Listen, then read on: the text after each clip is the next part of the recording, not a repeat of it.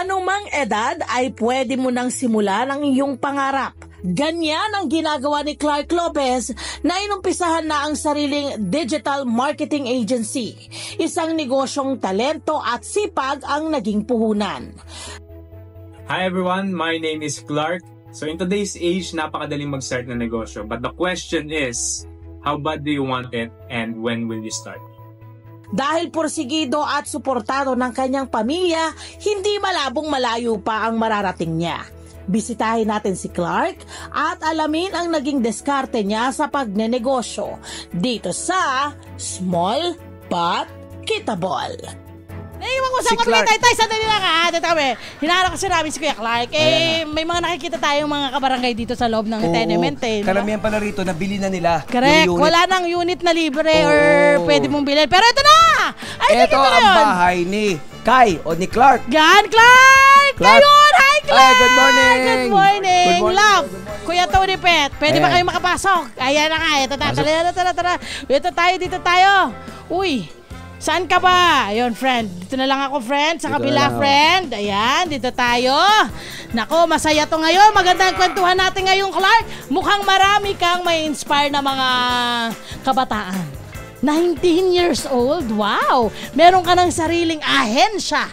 Clark Lopez, batiin mo muna yung ating mga nanonood ngayon. Yan, binabati ko po lahat ng nanonood. So, welcome dito sa Love, Tony Pet, and Evra Pang. Wow! Alam ni Okay, Clark. Clark, ikwento mo naman kung ano ang iyong negosyo.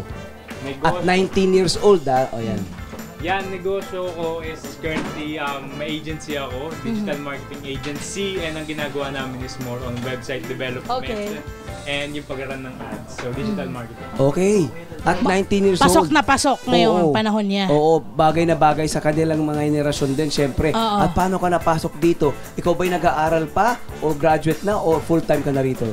Yes, currently ako, student ako, second year college. Wow. Computer science student. And school. Shout out. PUP. Yan. PUP! PUP yan! Wow! Amazing! PUP yan ako. Pinagsasabay mo ang negosyo mo at pag-aaral mo. Yes. Sa murang edad, my friend. Paano mo nagagawa yan?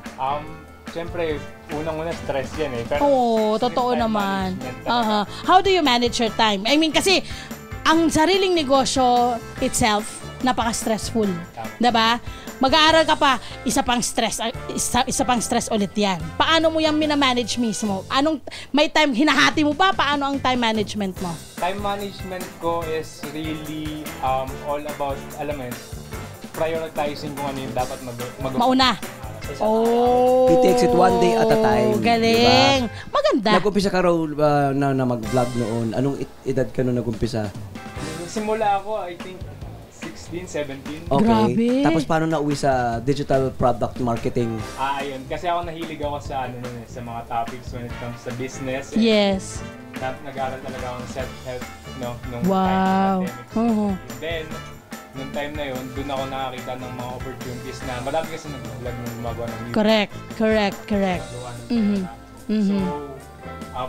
nakita ko yung sa freelancing yung start, then doon ako nag-start talaga self-taught ka? Kano naging puhunan mo sa negosyong ito? Puhunan, actually, wala eh. Wala, alam ko na anong puhunan mo. Skill. Oo, talino. Skill. At laway. Laway lang ang puhunan. And of course, diba, dapat maboka. nag-effort siyang matutong mag-isa. So it's like, hindi totoo yung wala siyang puhunan. Meron. Inaral mo ng husto yung market. Inaral mo kung sino yung mga magiging posible mong kliyente. Wala ka naging mga katuwang o katulong sa negosyo sa pag-umpisa? Mag-isa ka lang? Pero simula, wala. Galing! Wala. Ngayon, ilan ang mga kasama mo, mga tao mo? Ngayon, may tatlo akong kasama sa team. Yes. May apat kami sa loob. Nice. Ngayon, tapos, sino-sino mga kliyente mo? Ano namang ginagawa mo para sa kanila? Yan, so isa may foreign client na ako. So, ayun, siya isang AI consultant na. So, client ko na yun, ginagawa namin para sa kanya is website niya and video management. And may mga local clients. Paano to? Parang ikaw ba habang ginagawa mo tong business mo? Kasi ang technology, nag-aano siya eh, nag-upgrade. So ikaw rin ba sumasabay ka sa upgrade ng teknolohiya? Paano? Yes, syempre sa ginagawa ko. Yes. Talaga nag-upgrade ka sa correct. skills mo. Nasa madaming improvements talaga when it comes to technology. So, kailangan sumunod sa galaw ng technology. Pero content creator ka pa rin, nagkikreate ka pa rin ng content. Kumusta ang pagiging content creator sa pagsasabay? Ang dami niya namang gusto. Ang dami niyang sa buhay.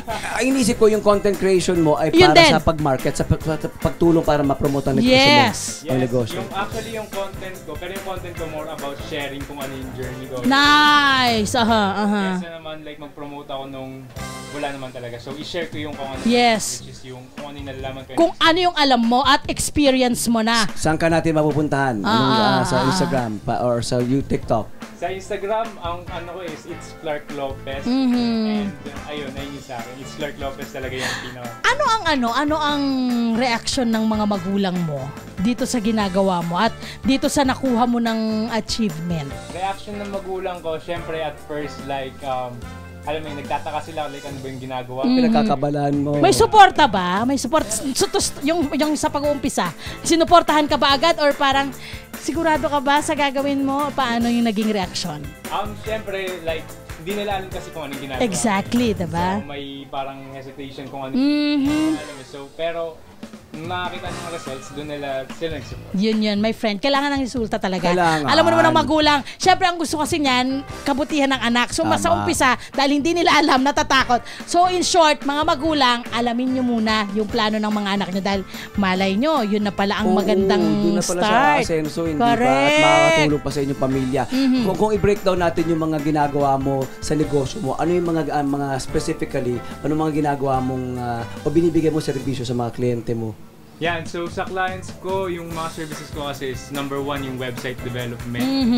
Next is yung pag-run ng ads. So, and then meron din ako social media management. Yan, mga Kanet 25, yan mga pinapakita namin sa inyo ngayon, ha? Yan, yung mga gawa ni Clark. Correct. Yan, yan ba ay Clark? Pwedeng aralin ng ating mga kabataan ngayon? Or ano ang pwede mong ibigay sa kanila na siguro mga tip para sila rin ay ma-inspire dito sa ginagawa mo or sa ginawa mo na ngayon? Ano yung mga kailangan nilang tandaan? Like sa pagiging ano ba? Yes, dito sa pagbuo mo ng negosyo mo or dito sa field na napili mo. Halimbawa, may isang 16-year-old, diba, na gusto mag-aspire.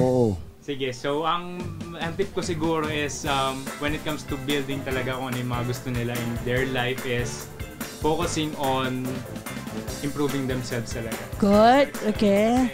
Ayun nga, natutunan ko sa mentor ko na you don't attract what you want, you attract who you are.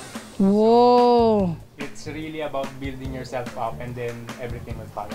In short, friend, nagsisimula talaga sa'yo lahat. Jove, nagsisimula sa'yo lahat. Sabi siguro ng anak ko, ako na naman nakita ng nanay ko. Nanood lang ako ng TV. Sabi, pinapanood lang kita. Sabi niya, damay na naman. Pangaral lang.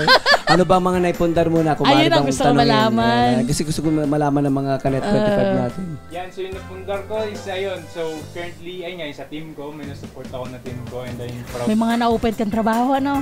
Ang ganda. So, actually, yung mga klase ko rin yan. So, magkakasama kami gumagawa din. And isa pa is na pag-travel din ako and nabibili ko yung mga gusto mo. Yon, nang hindi ka humihingi sa magulang mo. Ang sarap sa pakiramdam, hindi ba? At bilang magulang, ang sarap sa pakiramdam nun. Hindi dahil binibigyan ako ng anak ko or something, pero nakikita ko na alam kong makakatayo na siya sa sarili niyang mga paa. Diba? At syempre dapat ipon-ipon. Wag gastos ng gastos. I'm sure alam mo yan. Sinabi ng mentor mo yan na hindi magagastos na magagastos. Ano ang pangarap mo rito sa negosyo mo? Ano yung nakikita mo? Ang pangarap ko sa negosyo ko is really yung ano talaga, the reason why I started yung agency ko is to help businesses transition into the digital space talaga. Galing mo naman. Pati yun may ganon. Hindi pang sarili. Di ba? Tutulungan din niya ang kanyang mga nakikitang mga negosyante na matulungan silang ma-improve ang kanilang negosyo. May very, mission, very vision. Nice. Correct. Okay, sa pamilya mo, ano bang shoutout mo sa pamilya mo? Ano bang shoutout mo? Ano bang masasabi mo sa pamilya mo? Sa pamilya ko siguro, ayan, so ito lahat ng ginagawa ko, you are a part sa kung ano yung ginagawa ko and you push me and you inspire me to do that. So, sa girlfriend mo. You push me and inspire me to do better. You push me. I love you so much. Ako na nagsabi. Clark, Keep inspiring. Sana mas maging Yes. successful ka pa. At kapag ikay isang malaking Kumpanya na. global multinational company Huwag mo kaming kalimutan. Huwag mo kaming kalimutan, ha? Gawin mo sige, kaming salamat. staff. Oo, Staff talaga. Hi! Sumama naman sa profile, mga Kanet 25. This is Love and New Verbo. For more love, Tunipet, and everything updates, just click the subscribe button and follow us on our Net25 social media pages at Net25 TV and Net25 Entertainment Facebook. See ya. I love ya.